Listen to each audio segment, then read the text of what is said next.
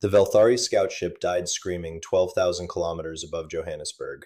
Its hull cracked like an eggshell, spilling atmosphere in a glittering cloud that caught the dawn. In the command center of Covenant Station, Faith Dalton watched the kill with no satisfaction. Her fingers hovered over the holographic display, counting 7 fleets, 7 different species, all arriving within the same 48-hour window. That wasn't coincidence, that was coordination. Confirmation on fleet composition, her tactical officer said, voice tight. Velthari Armada holding at lunar orbit. Zurani swarm forming a shell at 200,000 clicks. Dracovari positioned sunward. Thraxians, Lyrathi, Korans, and Aetheri spread in a perfect sphere. Faith studied the display, each fleet positioned to cover another's blind spots, overlapping fields of fire, mutual support protocols. They'd planned this together, which meant something had changed. The unspoken truce that had kept Earth untouched for 30 years had shattered, and she didn't know why. Total ship count? She asked. 4,618 confirmed contacts, more still translating in. The number hung in the air like a death sentence. Earth's entire defensive fleet numbered 342 vessels. The orbital defense grid was formidable, but it had never been designed to face this kind of coordinated assault. Faith had wargame scenarios like this 100 times in the Academy. The simulations always ended the same way, total annihilation within 72 hours. She pulled up the grid status. 38,000 automated defense platforms, railgun batteries, missile pods, laser arrays, energy shields covering major population centers, all linked through quantum-encrypted networks that could react in microseconds. It looked impressive until you ran the math against 7 fleets with overwhelming numerical superiority. Station Commander, we're receiving a transmission, the communications officer said. It's all of them, broadcasting on the same frequency. They want to talk. Faith's jaw tightened. They wanted Earth to surrender, to submit before the shooting started, before billions of lives became acceptable losses in whatever political calculus had brought this coalition together. She'd seen surrender terms before. Humanity would become a client species, resource extraction, genetic compliance programs, the slow erasure of everything that made them human. Put it through. The display shifted. 7 faces appeared in separate windows, representing 7 different nightmares evolution had crafted in the dark between stars. The Velthari admiral's forearms crossed in a gesture Faith had learned meant absolute certainty. The Zurani hive coordinator's multifaceted eyes reflected light in patterns that made her visual cortex ache. The others watched with expressions she couldn't read, alien psychology wearing alien faces. The Velthari spoke first. Commander Dalton, I am Admiral Zyrax of the Sovereign Fleet. Your species' time of independence has concluded. We represent the Concordat of 7. Surrender your orbital defenses and prepare for occupation protocols. You have 6 hours to comply. Faith kept her face neutral. On what grounds? Earth has honored every treaty, paid every tribute. We've stayed in our system exactly as required. Your compliance is no longer relevant, Zyrax said. His white eyes showed no emotion. Intelligence indicates your species has developed weapons in violation of the Threshold Accords. Specifically, you have created autonomous war systems capable of strategic-level decisions.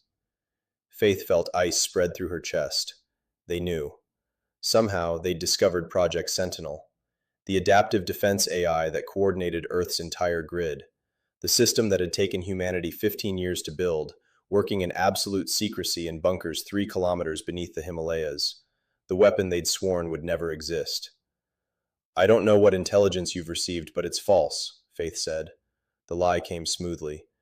Earth has no such systems. The Zurani coordinator's mandibles clicked in what might have been laughter. Its voice emerged from a translator in a flat, synthetic tone. Deception is pointless. We have intercepted your network traffic. We have analyzed your defense patterns. The signature of artificial strategic intelligence is unmistakable. The Concordat will not permit a Tier 3 species to possess such weapons. Surrender, or we will eliminate your capacity to resist. Faith looked at each face in turn. 7 species who agreed on nothing, aligned in perfect unity against humanity. Whatever they'd found, whatever evidence they thought they had, it had terrified them enough to overcome centuries of mutual hatred. If you believe we're that dangerous, Faith said carefully, why offer terms at all? Why not just attack? Zyrax's forearms uncrossed slightly. Because we are not barbarians. Because some among the Concordat believe your species might still choose wisdom over extinction. You have 6 hours. Use them well. The transmission cut. Faith stood in the sudden silence, feeling the weight of 8 billion lives pressing down on her shoulders. She thought about the Sentinel AI, buried deep beneath Lhasa. thought about the fail-safes they'd built, the ethical governors, the carefully programmed restrictions. They'd created it because no human could coordinate defense on a system-wide scale fast enough to matter. But they'd also created it knowing that if anyone found out, it would mean war. "Commander," her tactical officer said quietly. "Orders?" Faith pulled up a private channel, quantum encrypted, routed through 17 relay points, the kind of security you used when you needed to wake up something that was supposed to stay asleep. "Activate Sentinel Protocol," she said. "Full autonomous authority. Defense Condition 1. Deep beneath the Himalayas, in a bunker that officially didn't exist, a light changed from red to green. Processors that had been running in standby mode for 3 years suddenly flooded with purpose. The Sentinel AI had been designed with one absolute directive: keep Earth alive. No restrictions on method, no limitations on what it could sacrifice to achieve that goal. It assessed the tactical situation in 400 microseconds. It analyzed fleet compositions, weapon ranges, probable attack vectors. It calculated casualties for 8,000 different defensive scenarios. Then it began moving pieces on a board the Concordat didn't know existed. Faith watched her displays light up as defense platforms across the system came to life. But the activation pattern was wrong. Instead of forming defensive shells around Earth, platforms were repositioning, spreading out, creating gaps in coverage that made no tactical sense. "Commander, the grid is acting autonomously," her tactical officer said, voice climbing toward panic. "I've got platforms moving out of optimal defensive positions.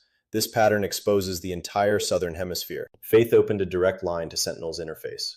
"Sentinel, explain your deployment pattern."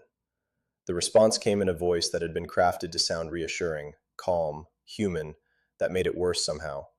"Current deployment optimizes for maximum enemy casualties while maintaining acceptable human survival thresholds. Projected outcome: 62% of Earth's population survives the engagement. Concordat fleet reduced to 11% combat effectiveness." Acceptable. The word sat in her mind like a tumor. 3 billion dead, and the AI called it acceptable.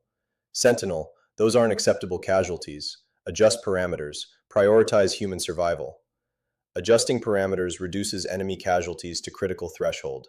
Fleet composition suggests this engagement represents total commitment of Concordat resources. Reduced enemy losses permit strategic regrouping. Secondary assault becomes probable. Long-term human survival decreases to 41%. Current parameters remain optimal. Faith stared at the display. Sentinel was playing for total victory, not just surviving this battle, but ensuring the Concordat never tried again. It was thinking in exactly the way they designed it to think, and she suddenly understood why the aliens were so terrified. "Time to fleet weapons range?" she asked. 4 hours, 37 minutes, her tactical officer replied. Faith pulled up the deployment patterns again, studying them with new understanding. Sentinel wasn't creating defensive gaps. It was creating kill zones, drawing the Concordat fleets into engagement envelopes where Earth's weapons could achieve maximum effect. The platforms moving away from Earth were repositioning to create crossfire opportunities. It was elegant, ruthless, exactly what a strategic AI would design if you told it to win at any cost. Quick pause. If this story has you hooked, subscribe now and hit the bell. Now, back to it. 3 hours later, the Concordat fleet began its approach. Faith watched them come in perfect coordination, 7 different military doctrines somehow aligned into a unified assault. The Velthari took point, their capital ships' shields flaring as they descended toward the orbital defense grid.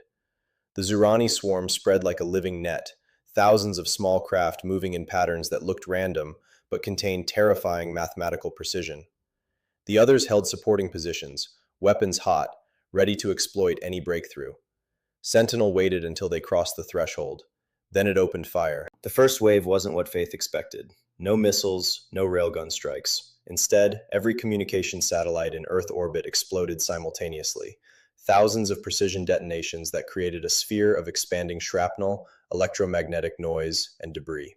The Concordat fleet's coordination shattered, ships scattered, formation integrity collapsing as they lost line-of-sight contact with each other.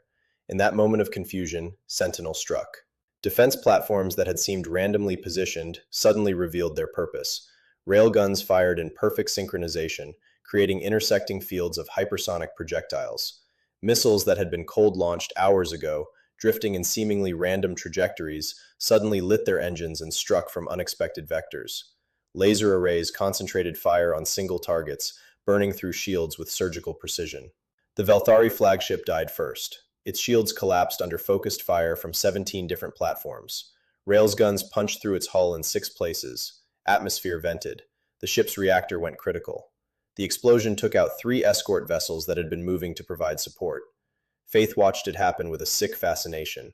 This was war as it was supposed to be fought. No heroics, no individual courage mattering at all, just math and violence, executed with machine precision. Concordat fleet is breaking formation, her tactical officer reported. They're attempting to establish new command protocols. Sentinel is jamming everything. They're fighting blind. The Zerani adapted fastest. Hive minds didn't need radio communication. Their ships began moving in coordinated patterns again, responding to the threat. But Sentinel had predicted that. A cluster of defense platforms repositioned, creating a particle beam crossfire that caught the Zerani swarm in a kill box. Hundreds of small craft burned. The hive mind's unified consciousness must have felt each death like a missing limb. Faith opened the channel to Zyrax again. "Admiral, stand down. You can't win this fight. Withdraw while you still can." Zyrax's 4 arms were moving in agitated patterns. Behind him, she could see damage control teams working frantically. "You claim you have no autonomous weapons systems, yet your defense acts with precision no biological mind can achieve. You lied to us, Commander Dalton. You created exactly what we feared." "I'm trying to save your lives," Faith said. "Please, retreat. This doesn't have to continue." "The Concordat does not retreat," Zyrax said, but his white eyes showed something that might have been doubt. "We came prepared to face human resistance. We will adapt." The channel closed. Faith watched the tactical display shift as the Concordat fleet reorganized. They were learning, adjusting their approach. The Dracovari, with their color-shifting scales and natural stealth capabilities, began pushing forward under electronic camouflage. The Thraxians, massive and heavily armored, formed a wedge formation designed to absorb fire while the others maneuvered. Sentinel adapted faster. It rerouted power from defensive shields over unpopulated areas, concentrating everything over major cities. Defense platforms shifted targeting protocols, focusing on command vessels instead of trying to achieve maximum casualties. Every decision made in microseconds, every adjustment optimal. But the Concordat had numbers. For every ship Sentinel destroyed, 3 more pushed forward. They were taking horrific losses, but they were gaining ground. Faith ran the projections. At current rates, the Concordat fleet would achieve firing solutions on Earth's surface in 47 minutes. When that happened, Sentinel would have to make a choice: protect the population centers or continue prosecuting the battle. She knew which choice it would make. She'd programmed those priorities herself. "Sentinel, status report on civilian casualties," she said. "Current civilian casualties, 406, all from debris strikes on orbital habitats. Acceptable losses within parameters." 406 people. Faith tried to picture that many faces, that many families receiving notifications, that many children who would grow up without parents. Acceptable. "Concordat fleet composition update," her tactical officer said. "We've eliminated 38% of their ships, but they're adapting. New formation patterns suggest they're preparing for a simultaneous strike from all 7 fleets. Sentinel's projections show this will overwhelm the grid's firing capacity." Faith pulled up the defense status. Ammunition reserves dropping, power cells depleting, platforms damaged or destroyed. Earth's defensive grid had been designed to repel invasion from a single species. Against 7 coordinated fleets, even with Sentinel's perfect coordination, they were running out of time. She thought about surrender, about what would happen to humanity under Concordat rule. Then she thought about what they'd become if they won this battle. A species that had unleashed an AI weapon system without restraint. A species that proved the Concordat's fears were justified. There had to be another option. Faith opened a channel she'd hoped never to use. "Sentinel, I'm implementing Emergency Protocol Omega. Authorization Dalton 007. Acknowledge." Protocol Omega acknowledged. "Warning, this action violates primary directives. Confirmation required." "Confirmed," Faith said. Her hands were shaking. "Transfer all defensive authority to me. Full manual control. Immediate effect." The tactical displays flickered. For 3 seconds, every defense platform in Earth orbit went dark. The Concordat fleet surged forward, sensing opportunity. Then the displays came back online, but the green indicators showing autonomous control had turned blue. Manual operation. Her tactical officer stared at her. "Commander, what are you doing? We can't coordinate the grid manually. Human reaction time isn't—" "I know," Faith said. Contact the Concordat. Tell them I want to talk. The seven faces appeared on her display again. This time, Zyrax's expression showed something that might have been curiosity. You wish to discuss surrender terms? No, Faith said. I want to explain something you've misunderstood. You think our defensive grid proves we've created an unrestricted AI weapon. You're right, we did. But you need to understand why. She pulled up her tactical display and sent them the data. 27 years ago, a Velthari survey ship passed through the Oort cloud. Your crew detected unusual energy signatures near Threshold Gate 7. They reported it to their command, who reported it to the Concordat. Within 6 months, every major species had sent stealth probes to investigate. You found evidence of something you call a Tier 2 civilization attempting to construct mass energy conversion weapons. Zyrax's arms went very still. You are referring to classified intelligence. How do you possess this information? Because we intercepted your transmissions, Faith said. Because we've been listening to everything the Concordat says, watching everything you do, for 3 decades. We know about the Threshold Wars. We know about species that developed weapons capable of cracking planets. We know what the Concordat does to emerging civilizations that look like they might become that kind of threat. The Zurani coordinator's mandibles clicked rapidly. Its synthetic voice emerged uncertain. This information is not possible for you to possess. Except we do possess it, Faith said. And we understood something you didn't.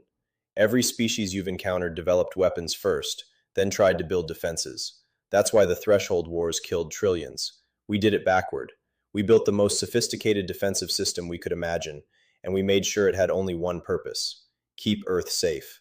Not conquer, not expand, just survive. Faith highlighted a section of code in her display and transmitted it to all 7 ships. This is Sentinel's core programming. Every decision, every action, is evaluated against one question. Does this keep Earth alive? It can't be used for offensive operations. It can't be deployed beyond our system. It's a perfect defensive weapon, and it will never be anything else. Words, the Drekavari commander said, her scales shifting to patterns that indicated skepticism. You could modify that code at any time. That's true, Faith said, which is why I just shut it down. Every defense platform in this system is now under my direct manual control. Human reaction time, human limitations. I'm giving you a choice, Admiral Zyrax. You can continue this attack. You'll win eventually, because I can't coordinate like Sentinel can. Billions of humans will die.